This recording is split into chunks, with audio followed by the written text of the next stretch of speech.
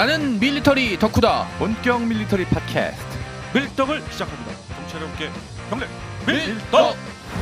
바로 안녕하세요, 박찬준입니다. 안녕하세요. 놀러온 남자 정명섭 정정입니다. 예 안녕하십니까 홍희범입니다. 월간 플래툰에서 달려온 이준규입니다. 달려오셨나요? 뛰었습니다. 네, 이렇게 달려오고 뛰어오신 네. 우리 그 네 분 이렇게 엘리베이터 타고 다시 보니 내려오셨죠. 반갑습니다. 네, 저는 엘리베이터 타고 뭐 이런 것까지 얘기해요. 부럽습니다. 엘리베이터 타고 내려온 박찬준입니다. 자, 밀떡이 시작됐습니다. 네. 뭐 여러 가지 그 군 분야에서는 여러 분야가 있어요. 네. 그렇죠. 뭐 전투 분야가도 있고 네. 지원 분야, 뭐 그렇죠. 보급. 저희가 제가 무기 전에 개발, 한번 네. 그 병과 이야기 네네. 또 해드렸던 많은 수많은 병과가 있는데 그 중에 또 하나 중요한 건 정말 중요하죠. 네, 정보통신. 아 네. 그렇죠. 네. 매우 중요합니다. 맨날 할 통신 때마다 쪽. 통신보안. 네. 네, 좀 더 그걸 확대한다면 결국 정보전인데 그렇죠. 그 이와 관련한 이야기를 이번 네, 시간에 네. 한번 해볼까 합니다. 예. 우리 홍 편집장님이 준비를 하셨는데 예. 정보전 하면 문득 떠오르는 몇 가지가 있는데 어떤 그렇죠. 걸 말씀하시려고? 사실 정보전 그러면은 막 그 007 그죠. 그거를 떠올리는 분들이 비슷해서. 많은데 네, 네. 사실 이게 2차 세계대전 때부터 정말 엄청나게 중요해진 게 바로 이 통신 정보입니다. 쉽게 얘기해서 남이 얘기하는 거를 가로채서 엿듣는 건데 이거의 역사 자체는 정말 어떻게 보면은 전쟁이 시작될 때부터 있었어요. 그렇죠. 네. 그리고 중세나 근세조차 진짜 종이로 편지가 오거든 그 시절에도 남의 편지 엿보느라 정말 많은 나라들이 엄청 애를 썼습니다. 그렇죠. 네. 재밌는 것은 영국은 이때도 세계를 선도했어요. 한마디로 참 나쁜 놈들이란 얘기죠. 네, 네. 그 엘리자베스 1세 여왕 치하에 아 정말 유명한 그 정보기관이 있어가지고 네. 그게 재밌는 게 그 정보기관이 귀족 한 사람이 거의 삽이 들어갔는데 아 그게 유명한 스코틀랜드의 메리 여왕의 목을 치는데도 결정적인 역할을 했고 거기서 그 정보기관에서 메리 여왕이 프랑스하고 내통하고 있다는 정보를 꺼내었죠. 네. 그렇죠. 그래가지고 함정 수사를 편지 그것도 했더니 편지를 빼서 그 살짝 중간에 해서 알맹이만 보고 다시 보냅니다.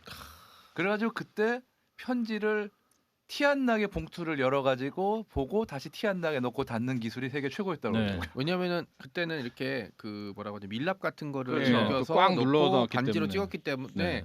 이걸 뜯게 되면 흔적이 남거든요. 그렇죠. 네. 그리고 이제 조금 더 발전하면 여기다 실 같은 걸 감아놨어요. 그렇죠. 네. 그러니까 요거를 다시 띄어서 흔적을 안 남기게 다시 붙인다는 건 굉장히 고급 그렇죠. 기술이거든요. 그렇죠. 그 참- 살살 녹였다고. 네, 네. 아, 살살 007 같이 그렇죠. 네. 미녀들한테 하듯이 네. 아닌가? 그거?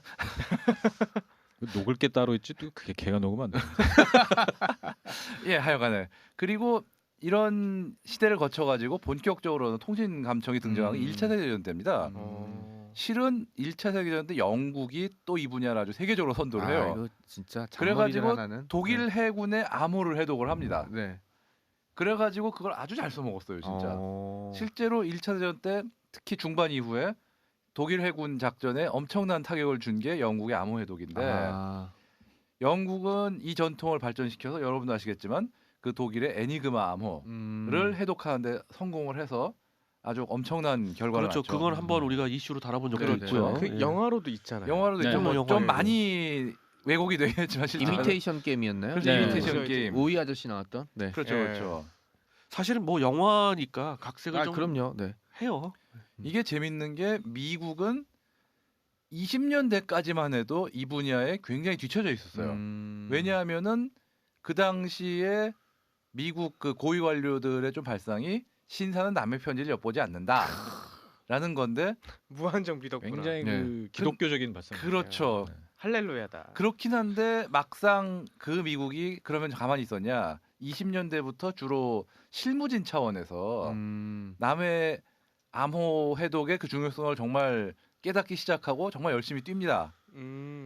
실제로 1923년에는 일본 외교 행랑을 가로채 가지고 그 안에 있는 암호집을 빼 가지고 다 정보를 다 획득을 하고 다시 돌려준, 그러니까 모르게 그 사건이 있었어요. 근데 이게 나중에 갈 2차 대전까지 엄청난 그게 됩니다. 왜냐? 그렇게 해서 미국 육군이 주도하는 일본 암호 해독의 첫 번째 성과가 바로 이 외교 암호예요. 아. 그리고 42년까지 미 육군이 일본 육군 암호 해독에 별로 큰 노력을 안 해요. 41년까지. 왜냐? 관심이 없던 게 아니라 워낙 외교 암호로 정말 꿀을 빨았기 때문에 그거에 대해서 큰 전쟁이 날 때까지 큰 그걸 느끼지 크게, 않은 네. 거예요. 그게 어느 정도였냐면은 그 유명한 그 미국이 종종 지금도 진주만 음모론의 얘기 나오는 게 미국은 다 알고 있었다 그런 식으로 나오잖아요. 일부러 당했다. 그렇죠. 참전하려고. 네. 물론 이건 사실이 아니지만 실은 일본 대사관보다 미국 육군 정보국 쪽이 그 진주만 개전 사실을 선전포 사실 먼저 알았어요. 왜냐면 암호 해독이 더 빨랐구나. 더 빨랐어요. 일본 대사관보다 오히려. 그 정도로 발달이 돼 있었습니다. 그리고 실제로 이게 재밌는 게 이 미국의 외교 암호 해독이 2차 대전에서 굉장히 무시 못할 게 그 주독 일본 대사관이 외교 암호로 그 군사 무관들의 어떤 유럽 전황 보고라든지 이런 거를 다 보냈거든요. 근데 그런 걸 보내다 보니까 독소전 개전 시점 뭐 이런 정말 귀중한 것까지 다 알아낸 거예요.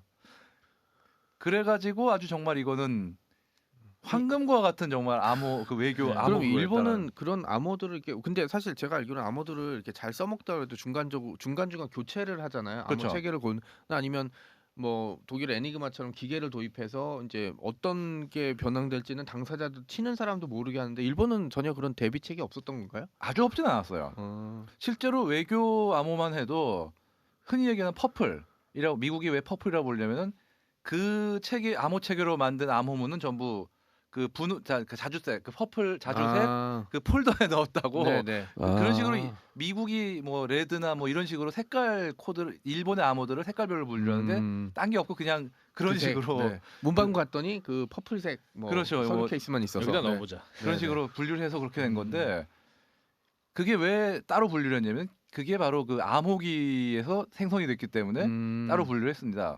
그 일본도 바보는 아니라 당시 유럽 특히 독일에서 이 전기식 암호기가 있다는 사실을 알았고 애니그마를 갖다가 그래서 애니그마라든가 그런 기술을 도입해서 했는데 문제는 이것도 결국은 사람이 어떤 보안 의식을 갖고 운용을 해야지. 그렇죠.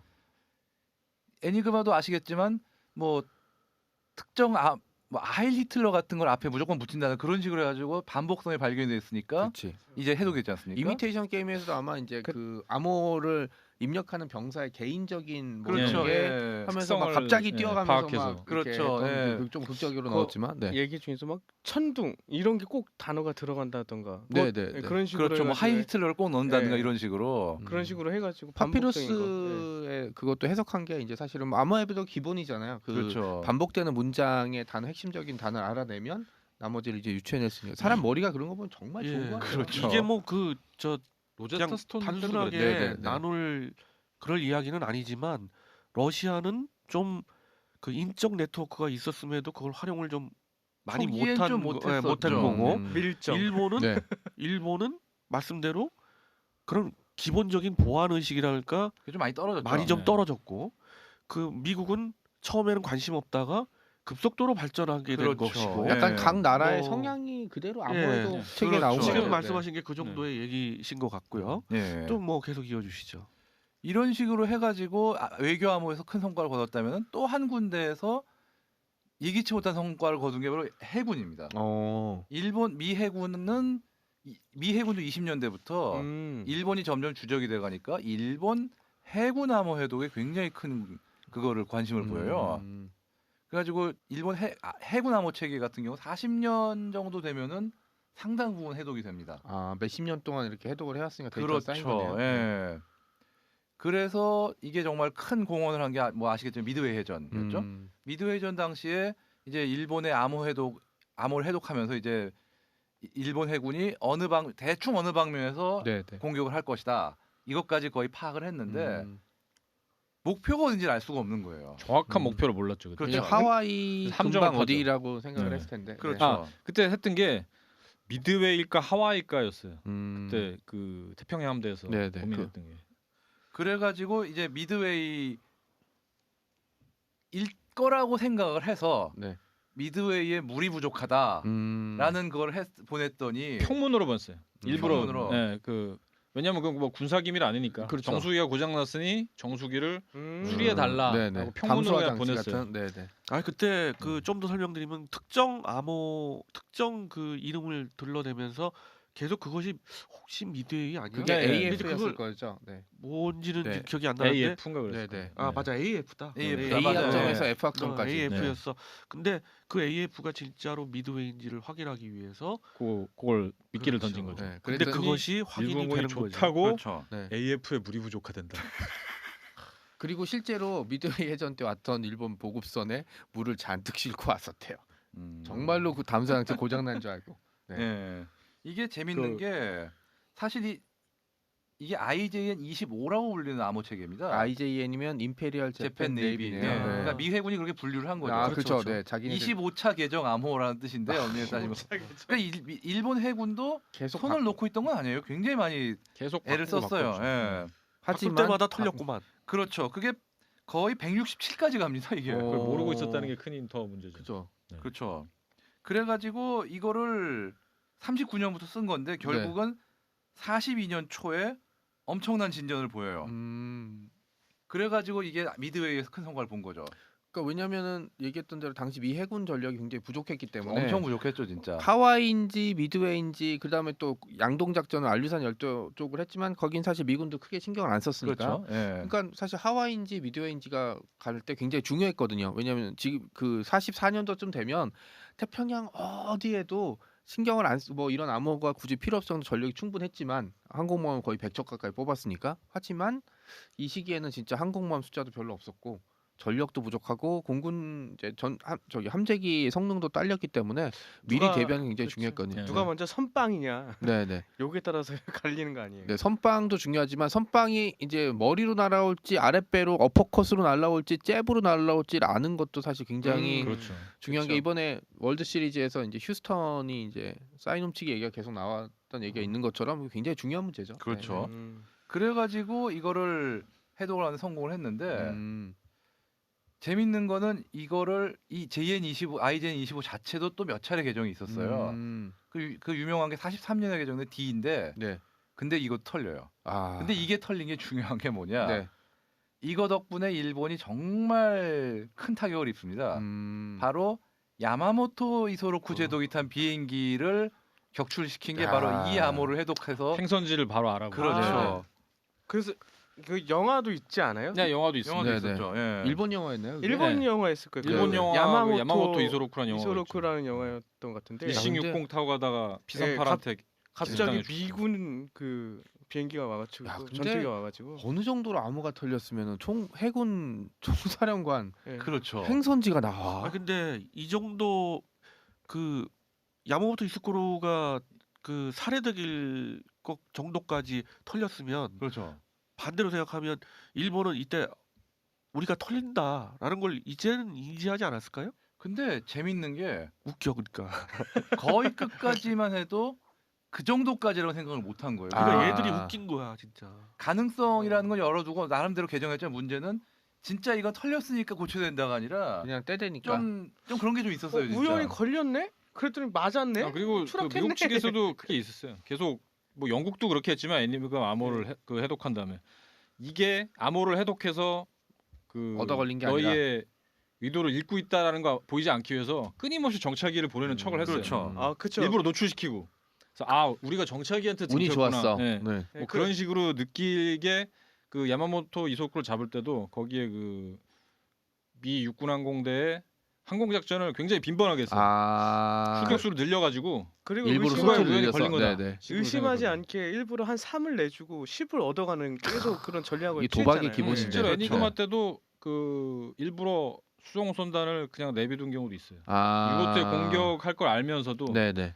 왜냐면 그거 다 일일이 하면은 독일도 바로 이거 어떻게 다 알아. 그리고 이제 그럼 바꿔버리면 결정적인 순간에 이제 네. 잘 못하니까. 눈치채 버리니까. 그래서 제가 아까 좀 실수를 했는데 JN25나 이런 게 개정 숫자만이 아니라 경우에 따라서는 그 쓰는 주체가 다른 것도 있어요. 아. 그래서 167 같은 경우는 주로 상선들. 상어라고 하실 뻔했죠. 아, 네. 지금 아기 상어 지금 염두에 두신 것 같은데. 아, 그건 아니고 예. 네. 실수입니다. 순전한 실수입니다. 하셔야 됩니다. 그거. 네. 상선들이 쓴 거고 그 다음에 JN40 같은 경우는 이것 또 뭐 지금 주로 죄송합니다. 147 같은 경우가 주로 어떤 포경선들 말씀하신 포경선들이 있어 이런 식으로 운영 주체가 다른 것도 많이 있어요. 그러니까 버전 업그레이드도 물론 있지만 그렇죠. 이제 뭐 147 같은 경우는 포경선, 뭐 어디는 167은 뭐 상선 이런 식으로. 그러니까 그게 결국 미군의 뭐 이렇게 분류 체계니까. 네. 그렇죠. 일본은 자국 내선 다 다른 그거 썼겠죠. 다른 걸 썼겠지. 그러니까 예. 이제 뭐지 다 이제 소련 전투기에 그 나토 코드 붙은 그렇죠. 거랑 좀 그런 비슷하네요. 식이었죠. 네. 그게 뭐 얘기는 바꿔서 하여간에 일본이 또 이 방심을 하는 이유 중에 하나가 미국이 가진 일본어 해독 능력에 대한 과소평가가 있었습니다. 꽤 있었죠. 꽤 있었죠. 근데 사실 미국에도 일본인 이민자들 굉장히 많이 가지 않았나요? 그렇긴 하와이도 했죠. 그렇고. 네. 그렇긴 하지만 그러니까 아무래도 아니, 이민자가 굉장히 많았어요. 맞아. 너무 네. 자기 중심적으로만 자기 생각한 거야. 중심적으로 일본이 네. 그러니까 지금도 자기 중심적이잖아요. 그러니까 네. 뭐 일본이- 우리나라 말은 네. 모를 거다. 아.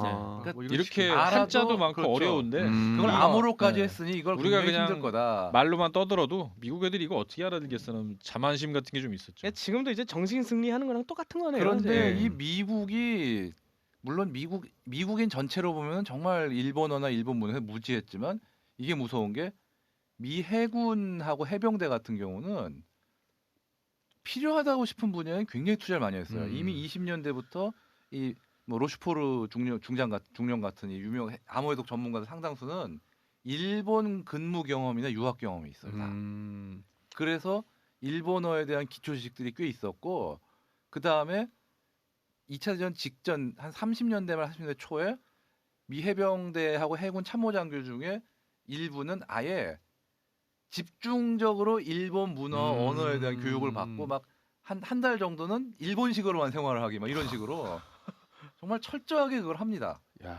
그러니까 미국을 무시할 수가 없는 게 네. 그런 거예요. 진짜. 그리고 실제 2차 대전이 터지자마자 미군이 확충한 게 언어 학교였어요.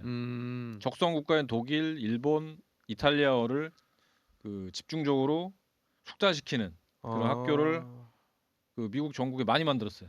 그래서 이제 라이언 일병과기 보면은 이제 그렇죠. 독일어 잘하는 네. 통역병이 겁 많은 나오는데. 예를 들어 네, 뭐 네. 이런 식의 뭐 어펜. 외대 네. 학생들을 데려다가 뭐 더 해서 그렇게 네. 통역병을 시킨다든가 아니면 그런 해외에 살았던 사람들을 입대시켜서 어차피 다 징병할 거니까 네네. 그런 사람들을 다 언어병을 시킨다든가 그 당시 진주만에서도 보이듯이 그 일본인 출신 암호명들도 꽤 많이 그렇죠. 활약했었죠. 네. 그렇죠.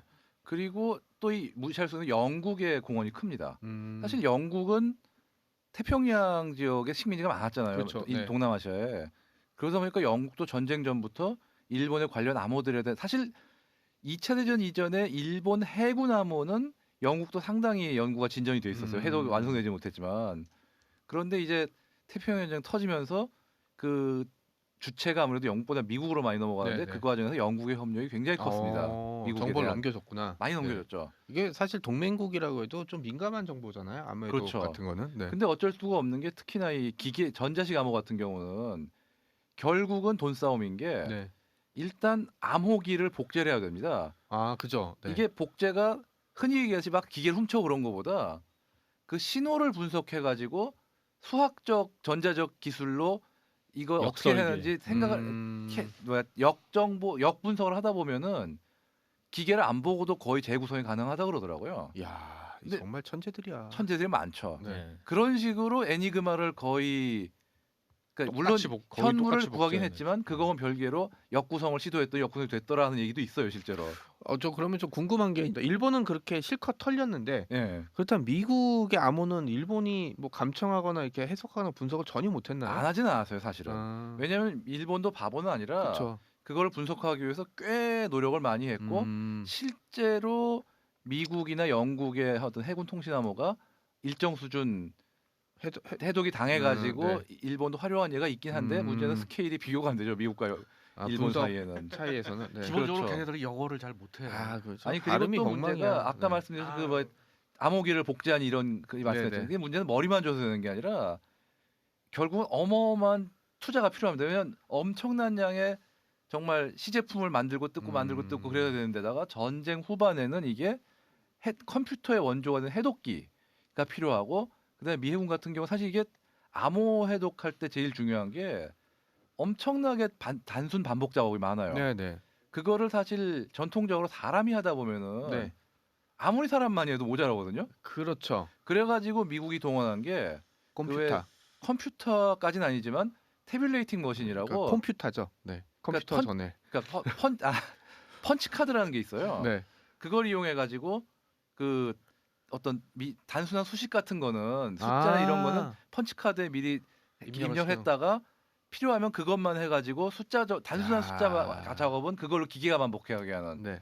뭐 지금의 컴퓨터에 비하면 엄청 원시적이지만 그것만으로도 인력을 엄청나게 절약했는데 문제는 인력과 시간을 절약하는 대가로 엄청나게 비싼 돈을 줘야 돼요. 뭐 지금 돈으로 뭐 억대 가까운 한데 이런 거는 몇십 대를 설치해야 되니까 한 부서에만. 그러니까 참 그러니까 세상이 많이 적어된 게 결국 돈이네요. 네. 재밌는 여러분 게 손에 들고 있는 이 스마트폰이 사람을 달에 보낸 컴퓨터보다 더 고성능이에요. 사람 달에 보낸 컴퓨터가 20K밖에 안 돼요 메모리가. 이메일 하나보다 훨씬 적어요 용량이. 저희 그리고 이제 그래서 그 그 오버히트 되면은 네. 이 못 돌아오는 거네요. 그 리부트 방법이 거의 없었다고 그러더라고요. 그래서 네. 걔는 꺼지면 땡이기 때문에 네. 특히 뭐 다른 방법도 없어서 엄청 꺼지면 관리 우리 잘했죠. 죽는 거다. 그냥. 그리고 이제 얘가 네. 꺼져버리면 우주선이 그- 못 날아가는 거죠. 아니요 그게 아니에요. 얘가 제일 중요한 걸 해줘야 되는 게 지구 재진입 각도를 잡아줘야 되거든요. 이걸 못 잡아주면은 그냥 타 죽는 거죠. 영화에서 나온 것처럼. 아폴로 네. 13에서도 정말 그래가지고 그걸 막판에 수동으로 하느라 엄청 네. 피똥을 싸잖아요 진짜. 그 이제 저는 그 암호해독 하면 영화가 하나 떠오르잖아요. 우리 오삼 아저씨가 찍었던 윈드 토커. 윈드 토커. 네. 그 영화 나올 때 사람들이 암호병원을 내기를 이야기. 했어요. 비둘기가 나오냐 안 나오냐. 안 나왔. 안 나왔어. 안 나왔죠. 네. 분명히 나올 것 유일하게 안 같은데. 나왔어. 네. 비둘기가 타 죽었나? 그럴 수도 있죠. 네. 근데 네, 여기서도 약간 근데 거기 나바오족 인디언들을 이제 암호병으로 그렇죠. 사용을 해서 네. 거기 인상적인 게 이제 일본도 암호해독을 하느라고 이제 영어를 쓰는 것 같은 애를 딱 했는데 얘가 딱 듣더니 이 세상 언어가 아닌 것 같습니다. 뭐 이런 얘기로 이제 하는 거예요. 영어를 안 쓰고 있습니다. 미국 놈들이 그래서 그렇죠. 네 그런 얘기들 했던 좀 기억이 납니다. 네. 네. 그 지금 이 시간 정보전 예. 네, 네. 특히 그 암호에 의한 정보죠. 네, 정보석이 아닙니다. 예, 네. 정보전에 대한 정도전도 아닙니다. 특히 이제 2차 세계대전에 대한 정보전에 대해서 네. 좀 다뤄보고 있습니다. 각 나라별 특색도 있었고요. 근데 특히 정도전도 암호에 굉장히 아, 관심이 그럼요. 많은데 네. 특히 일본 그리고 미국을 중심으로 한 태평양 전쟁에서의 정보전에 대해서 네. 말씀을 주셨고 네. 또 여러 얘기를 나눠보고 있어요. 지금 시대에도 정보는 굉장히 중요하고 그렇죠. 그렇죠. 특히 그 탐지 분야의 그 장비들이 굉장히 중요해지고 그렇죠. 엄청 네, 중요하죠. 무기 체계 중에 거의 상위권을 차지하고 있죠. 다음에는 한번 현대전에서 그 일어나는 그 정보전에 아, 대해서 네, 네, 그렇죠. 그렇죠. 우리가 이게 네. 그 밀리터리가 상당히 다뤄볼 분야가 많아서 많죠. 한번 뭘 하면 다음엔 또 뭐, 그렇죠. 다음엔 또 뭐 약간 역시 계속 고구마 이렇게 고구마 알을 줄기 까고 같아 있습니다. 이렇게 네. 고구마 줄기 알을 있잖아요. 까고 네. 있기 때문에 참 네. 좋습니다. 현대전도 굉장히 재밌을 것 그럼요. 같아요. 근데 현대전은 문제가 정보가 정말 없어요. 사실 어. 2차 대전 때 영국 암호해독 같은 경우도 70년대 후반까지 전혀 알려지지 않았어요. 그게. 그렇죠. 보안이 예, 그렇죠. 당연히 잘 당연히 됐구나. 그렇고 아직까지 공개 안 되는 게 있어요, 실제로. 아직까지- 심지어 애니그마를 해독했다는 걸 70년대까지 말을 안 했어요.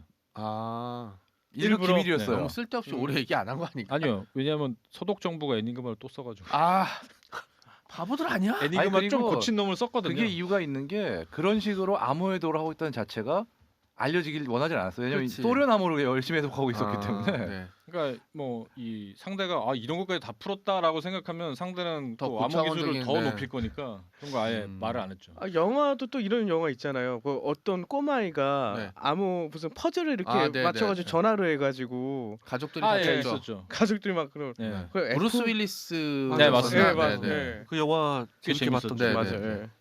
참 그 정보전이 진짜 그렇죠. 중요한 것 같아요. 애가 전화 한번 지금. 잘못해서 엄마 아빠 다 죽고. 그렇죠. 그렇죠. 미국 과거든 영화는 현재든. 그게 문제인 것 같아. 애가 사고 치고 부모가 죽고. 그렇죠. 자, 네. 자 이렇게 해서 이번 시간 정보전에 대해서 다뤄봤습니다. 자 정치 여러분께 경례 밀떡.